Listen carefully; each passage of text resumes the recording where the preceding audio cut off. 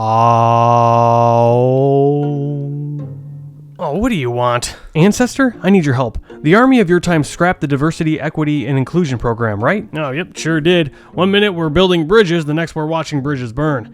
They killed the program faster than the soldier puking up the four fingers of death, Marie. Why? What was so bad about it? Yeah, it wasn't bad per se. It just made people uncomfortable. Folks couldn't decide if it was too much or not enough.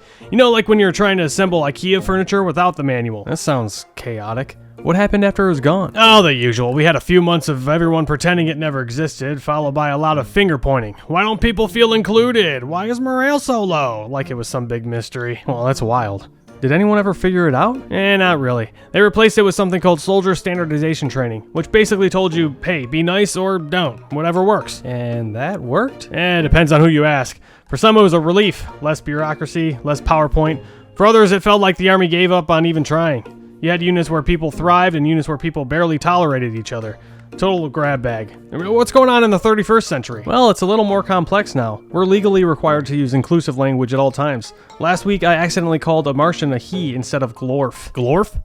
What the hell is a glorf? It's their pronoun. You know, the Martians have 17 genders. 17? Man. We barely managed 2, and even that was dicey. It's not just pronouns. Every training has to accommodate species-specific needs. One training session took 2 weeks because the Tithonians could only learn through interpretive dance. Oh, now that's a briefing I'd show up for. What's next? PT, where you respectfully ask recruits to run? Oh, we're already there. PT is voluntary for species without legs. What?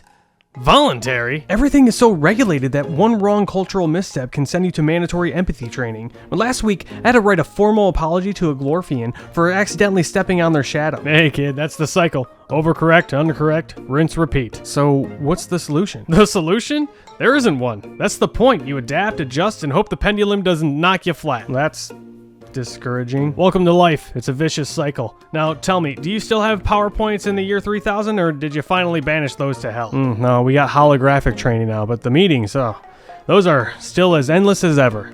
Some things never change. Yeah, like soldiers trying to survive leadership trends.